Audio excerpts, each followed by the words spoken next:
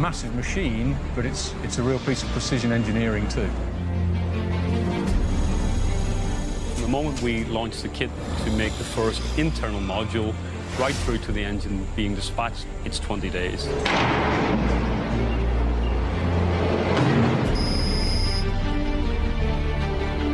The fan blade delivers 75% of the engine's thrust. It shifts about 1.2 tons of air per second when it's at full throttle. After about 30 seconds, you've got to come away. You can't stand there too long. If you do, you just start burning.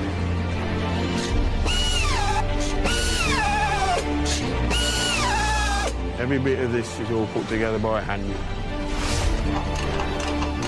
We used to fit a bolt that was wrong. The aircraft was to come down.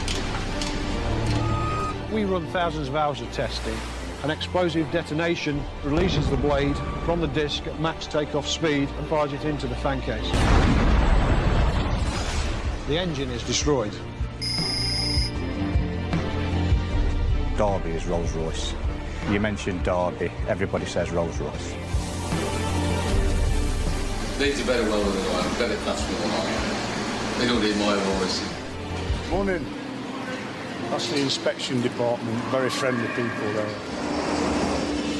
It's a very tough competition with one of the most powerful and competitive companies in the world in General Electric. It's not until you see Trent fleet fly over. I've made my own bit of that. Today, you know, we're the lead. We're the most efficient engine flying in the world.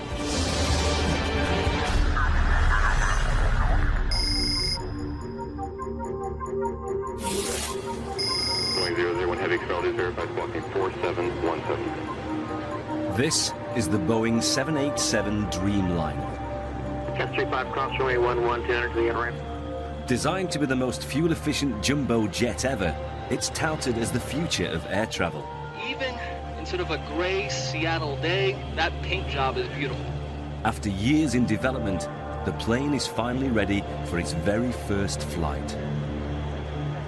The weather's atrocious, but it's a make-or-break moment for Boeing's first new airliner in 10 years. So you know our plane is taxiing, and so we're proceeding inbound. I'm switching to... And no one's more gripped than these engineers watching live over the web in Derby.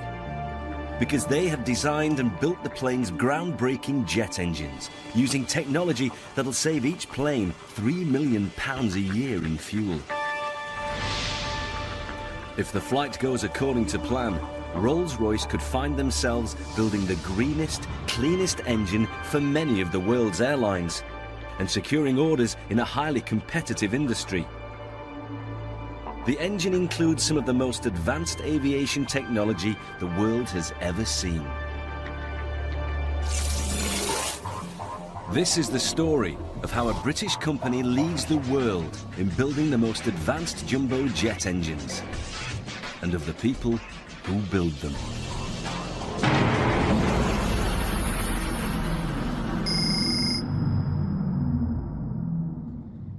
Rolls-Royce jet engines are built at state-of-the-art factories all over the UK.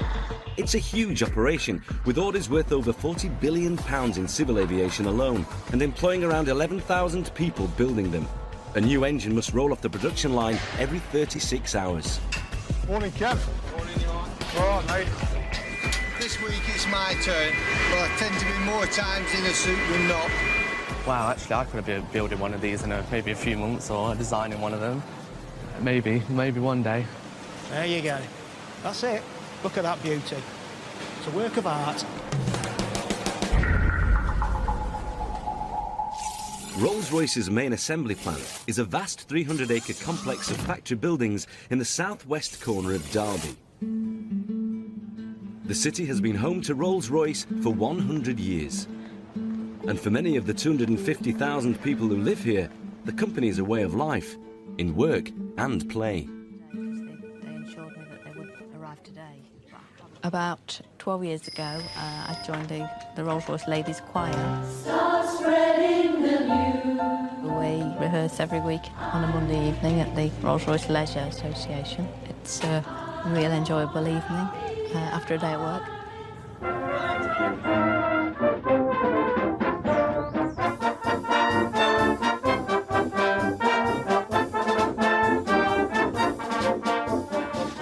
For many of those who work at the company, Rolls-Royce and Derby go back a very long way.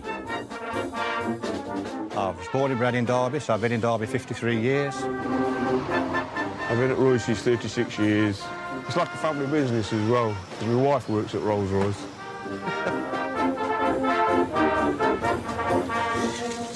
Without Rolls-Royce, I'm unemployed, you know, so it means a lot to us. Well, I think it means a lot to Derby, full stop, really. You look up to Rolls-Royce, I bet there's not anybody really that doesn't know somebody that works at Rolls-Royce. 40 years. Since I was 18, I joined Royce's. I actually worked on Spitfire, the Merlin engine. The choir's been in existence for 50 years. We celebrated the 50 years last year and had a big concert to celebrate that.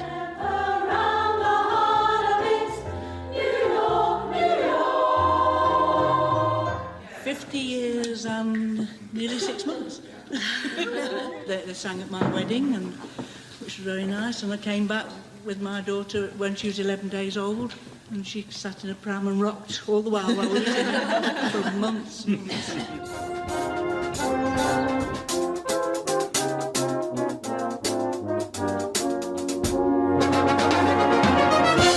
Derby is Rolls-Royce. We've got lots of other engineering companies, but you mentioned Derby, everybody says Rolls-Royce. The company used to be most famous for its luxury cars, but that all ended in the early 70s. Today, Rolls-Royce cars are actually made by BMW.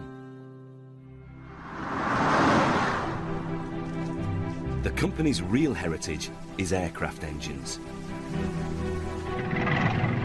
In fact, they've powered some of the world's most iconic aircraft, from Second World War fighter planes and the Harrier jump jet to the much-loved Concorde.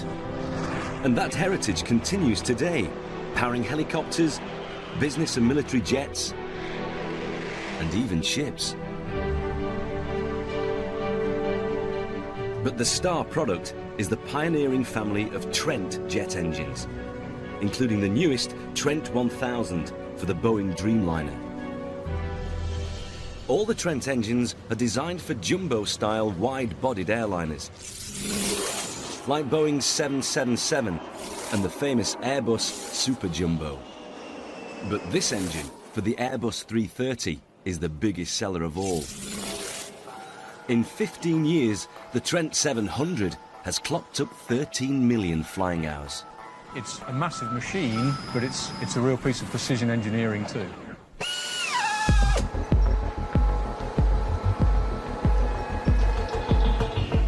Weighing at least 5 tons, each Trent engine is worth several times its weight in silver.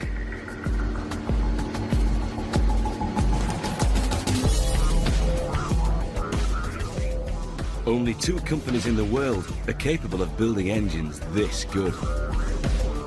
It's a very tough competition between one of the most powerful and competitive companies in the world in General Electric. If you look at all the latest new technology aircraft, all have selected Rolls-Royce engines to power the first flight.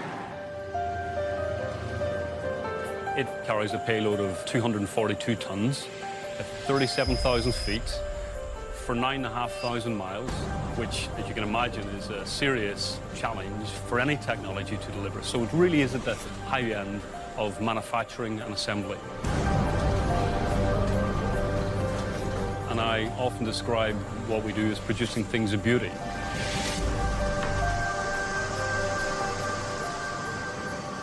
But the popularity of the Trent 700 is also the factory's biggest challenge.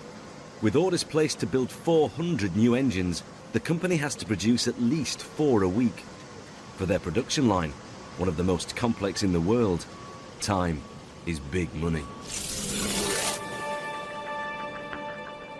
Each Trent engine is built from modules, 8 separate sections which are put together on the assembly line. But each module is made from thousands and thousands of components. And the monumental task of gathering them starts here at their massive parts warehouse.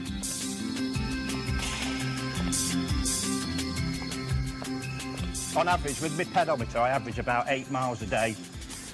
on an average day, but if we have lots and lots of issues, my best is just under 16 miles in a day. Lots and lots of shoe leather used. Kevin Carr's job is to make sure every engine part is delivered to the assembly line on time. I do know the guys around here say, you know, you just give me a part number, show me a box, and I can tell you what it is and where it goes.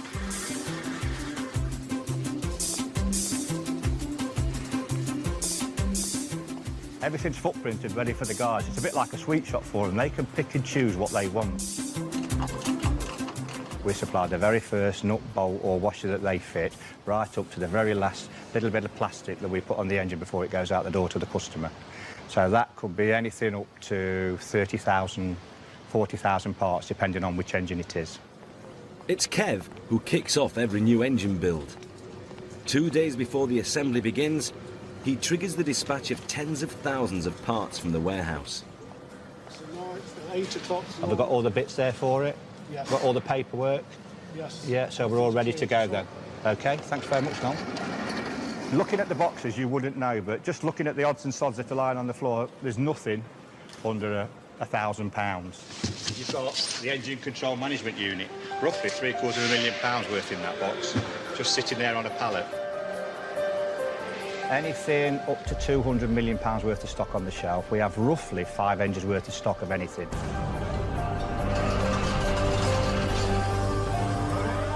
Some of the components that make this engine what it is were designed and built by some of Britain's most skilled and innovative engineers at Rolls-Royce.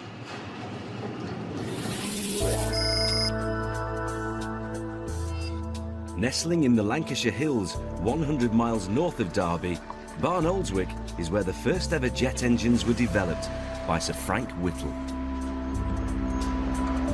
And today, this small community still plays a very special part in the building of every Trent engine. Raw materials arrive at the factory every day. Solid sheets of high-grade titanium. They're destined to become one of the components that make Rolls-Royce Trent engines truly unique. When you walk onto a plane, you look into the engine, that's the fan blade, and that's what we make here. Mike Wallace's job is to transform the raw metal into high-performance fan blades. The fan blade delivers 75% of the engine's thrust. It shifts about 1.2 tons of air per second, and the loading on the blade is something like 90 tons centrifugal load when it's at full throttle. That's like hanging 13 double-decker buses off each of the 20 blades.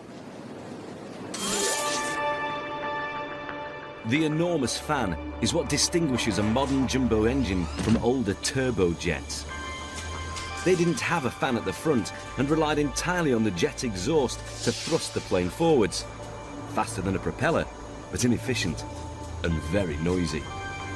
But in a turbofan, like a Trent engine, the energy of the exhaust is harvested to turn the massive fan blades at the front, which in turn push huge amounts of cold air quietly around the sides of the engine. And that's what thrusts the plane forwards. The Trent fan blades are unique. So, which section is this? And it's all down to their design. The original blades used to be solid, but in order to get better performance, take weight out of the engine, it was designed to be hollow, and our manufacturing processes, which is unique, has actually enabled us to make that and advance the technology within Rolls-Royce. Every single fan blade is worth as much as an average family car.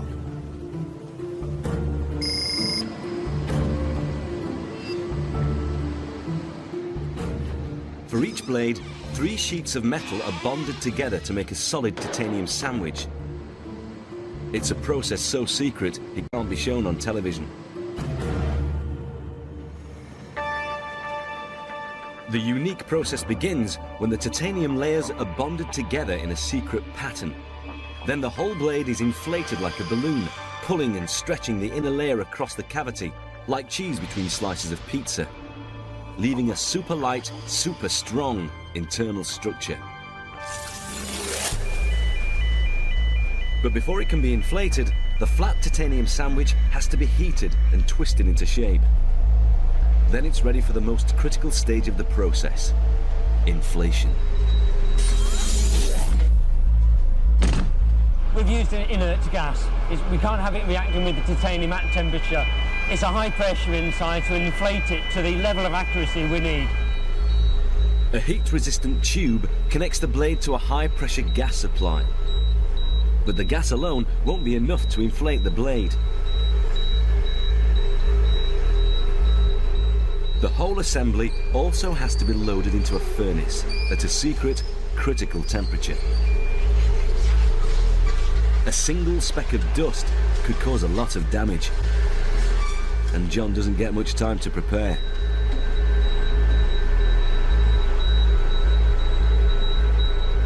It gets very hot. After about 30 seconds you've got to come away. You can't stand there too long at all. If you do, you just start burning. All your gloves, fingers, everything. It takes 4.5 hours for the gas to slowly inflate the blade to its precise aerofoil shape.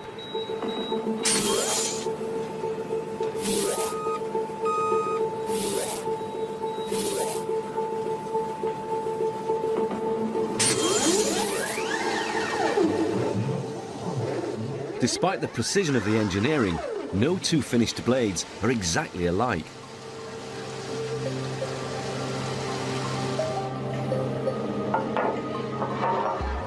And with 20 in each fan, it will only spin smoothly if the blades are perfectly balanced.